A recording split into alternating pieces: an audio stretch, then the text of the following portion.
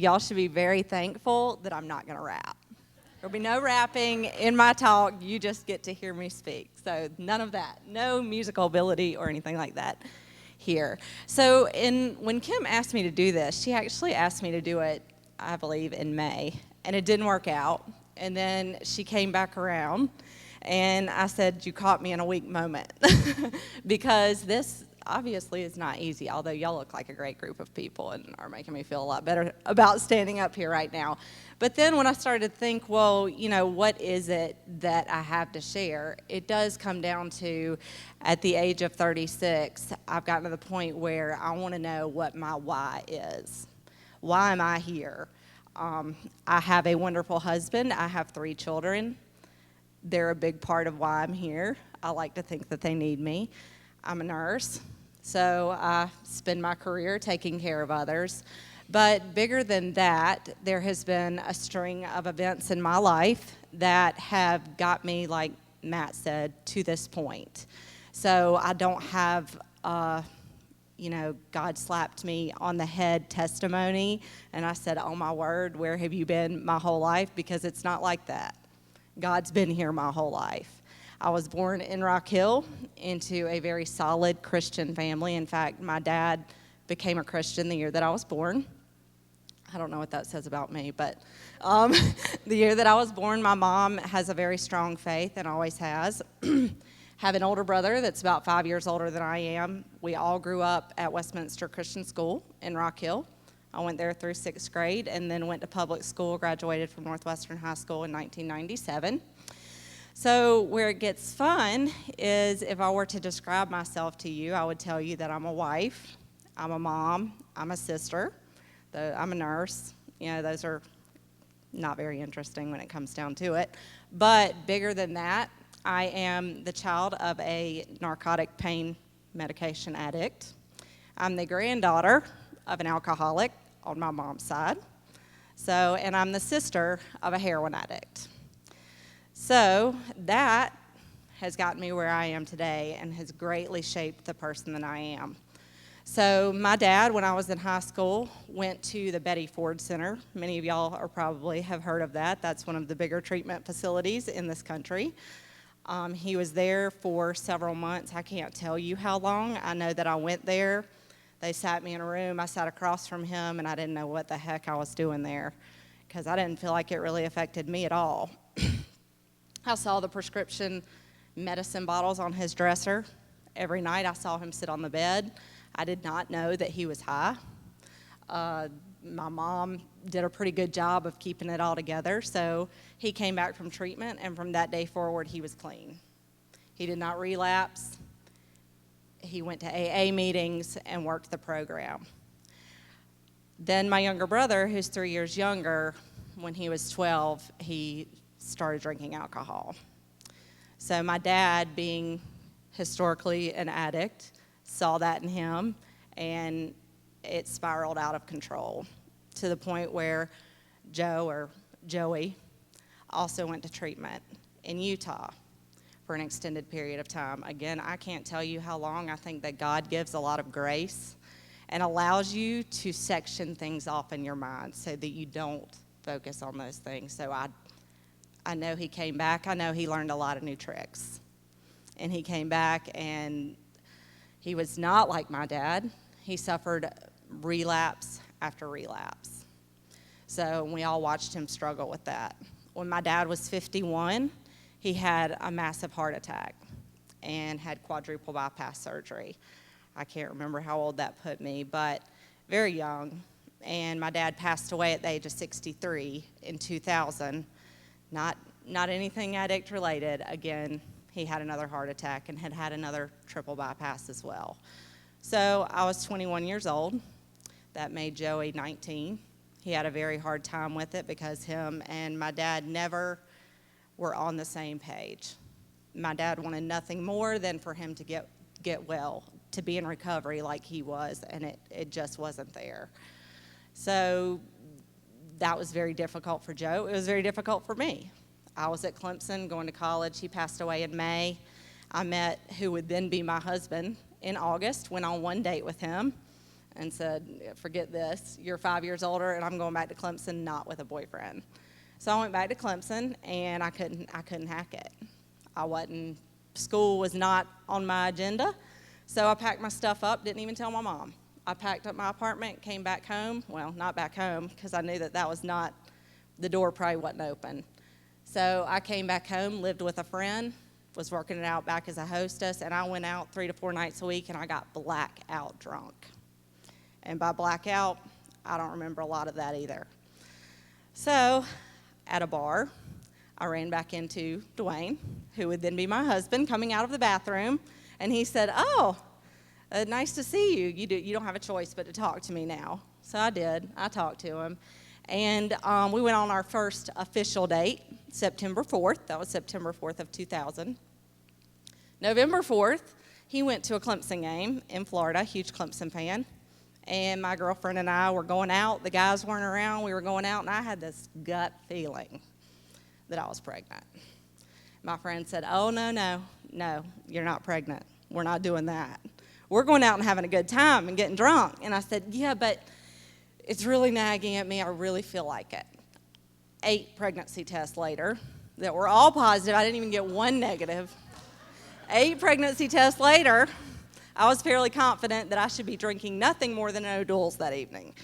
So we went out. I sat in the benches and thought, wow, okay, how am I going to tell Dwayne, who really I didn't know that well, and how am I going to tell my mother? That was my bigger concern. How am I going to tell my mother, and what am I going to do? So he came home, and he thought it was amusing to take the pregnancy thing and flip it around and tell me it didn't change. I knew it didn't change. So we sat on it for a couple of days, and he came over to my mom's house, and he said, you know what? I'm ready to have a family, if you are. And I said, okay, I guess I can be. So let's do a little timeline. So I met him in August, had one date, but we counted it as September. November 4th, found out I was pregnant. December 1st, we got an apartment. December 25th, we got engaged. March 31st, we closed on our house. April 21st, we got married. And Madeline came into the world July 19th. So that was our first year, and needless to say, it was rough. I can't imagine people that date for years and years and then get married has got to be a heck of a lot different than the route that I took. But we have been married now for 14 and a half years. It will be 15 in April, by God's grace, because if we both didn't have that foundation, I don't know if we would have made it. I might have killed him, honestly.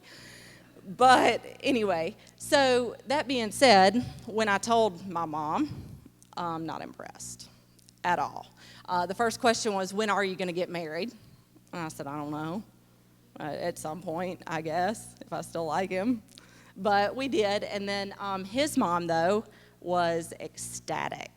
She was over the moon. A grandchild was all she had ever wanted. She had 3 boys, and that was great, especially when it turned out to be a girl. So we'll fast forward just a little bit. So Madly was born in 2001. I decided, looking back on my life so far, I do things the hard way. So when Madly was 1, I enrolled in nursing school. And the thing they tell you not to do is not to do any big life events. That includes getting married or having a baby. So I got pregnant with Thomas, my second year of nursing school, and had him. I was 8.5 months pregnant when I walked across that stage in 2004. I graduated in May. He was born in June. So started my nursing career. That's 2004. Things were going pretty good. Deidre, Dwayne's mom, was, I can honestly tell you, my best friend. I must be drawn to those types of people, maybe because it's the way I grew up, because she was addicted to spending. And when I say that, she had a $400,000 debt that we did not know about. So she took care of Madeline all the time when I was in school. She was my go-to person. I love my mom. We are very different. Deidre was my person. She had a massive heart attack in her sleep in 2008 at the age of 55. So that was a pretty big blow. My kids were devastated We were devastated, and we didn't know about that debt until after she died, so that was a pretty big pill to swallow. So in the interim, my husband and I, with our 2 children who were, I guess, 5 and 8, maybe 5 and 8-ish, decided that we wanted to have a 3rd child. So 3 weeks after she died, I found out that I was pregnant. And I thought, wow, kind of the whole, God's given, he gives and takes away. And he gave us the gift of life and took a life. So being a nurse, I had one of those really cool heartbeat monitors that they use in the doctor's office. Like, it was an expensive one, so that I could monitor the heartbeat at home. So Christmas Day, I couldn't find it anymore, and we lost that baby. So I had 2 surgeries that followed because the first one didn't get everything out. And at that point, I was pretty much on my knees. That was about all I really felt like that I could take. So the only thing I wanted and the only thing I could think about was having another baby. Well, back to Joe, my younger brother, who at this point is here, there, and everywhere. He was a little bit of a wanderer. He would go across the country and call and ask one of us to call the Walmart in Kentucky because he left his van there 3 days ago and he didn't even know if it was still there. That was the kind of person that he was. He was wonderful, crazy, would give you the shirt off of his back. But when I was 16 weeks pregnant, on October 4th of 2009, deep breath, Joe died.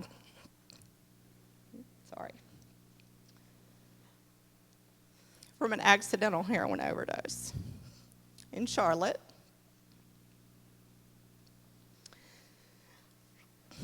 Sorry, I'll get in a minute.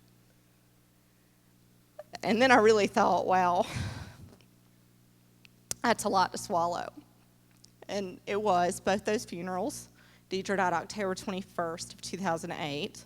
Joe was October 4th, 2009. With Deidre's funeral, nobody really knew what to do. So I said, okay, I guess I'll work on that. So I pulled the funeral together. I spoke. I have no idea what I said.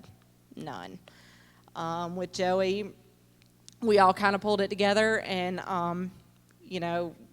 did the best that we could. I don't remember a lot of that either. But being 16 weeks pregnant, I prayed that God didn't take that baby from me too. And he didn't. Joanna is 5. And Joanna means God is gracious. And God is gracious. So when I look back on that series of events and how I got here, I realized that those things that I told you about myself, they're important and they do define me.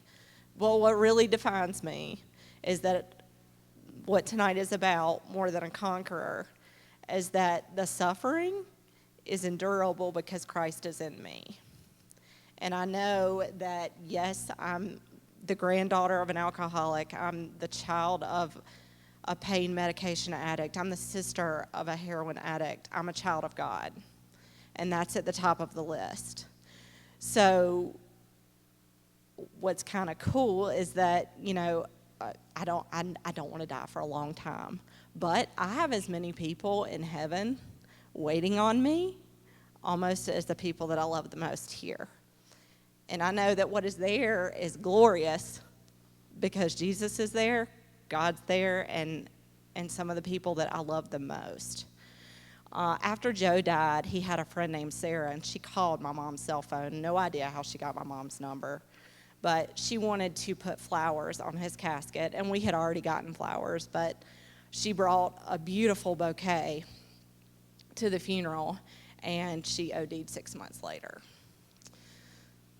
When she did, somehow we got in touch with her mom.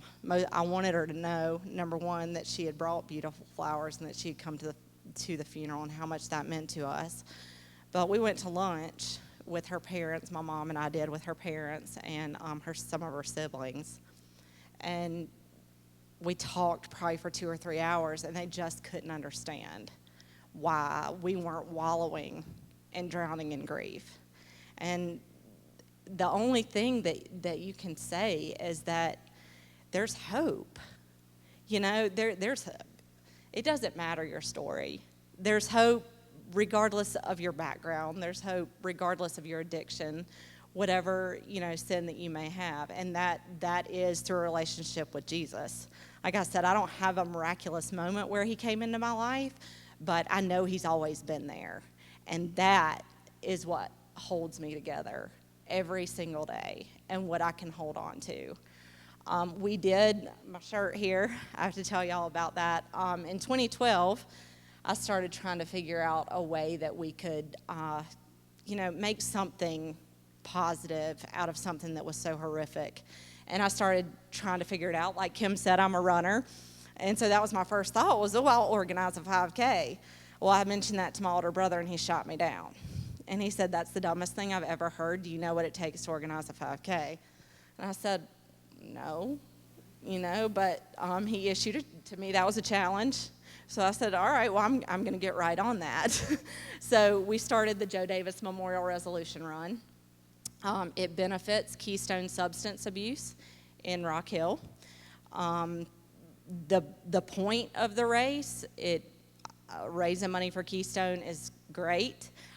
Getting their name out there is great. Joe's name and story out there is why. So, and that comes back to what is my why. I'm here, I believe, so that I can tell Joe's story, so that when I can stand up in front of a race that I helped organize, I can say to these people, y'all, we're going to pray before this race starts. Because in sharing Joey's story and sharing my story and sharing the mess, that some would think that my life has been to this point, maybe I can change somebody else's direction. If I could stop what happened to Joey from happening to anybody else, I would do whatever I could to change that path. So last year, we've been at it for 3 years. This year will be the 4th. It's January 9th, 2016. We'd love to have anybody that wants to join us. It's joedavisrun.com. Last year, we had almost 800 people that came out. And I think that, with addiction, the biggest problem is the stigma that surrounds it. And if I could bust that loose, I would do whatever in my power to make that happen, because you know what? We're all people. We all need Jesus. There's not any hope without him there. And so, by raising awareness and telling Joe's story, I feel like that Christ can speak through me, and that I can tell other people that, there absolutely is hope, as long as you have that within yourself.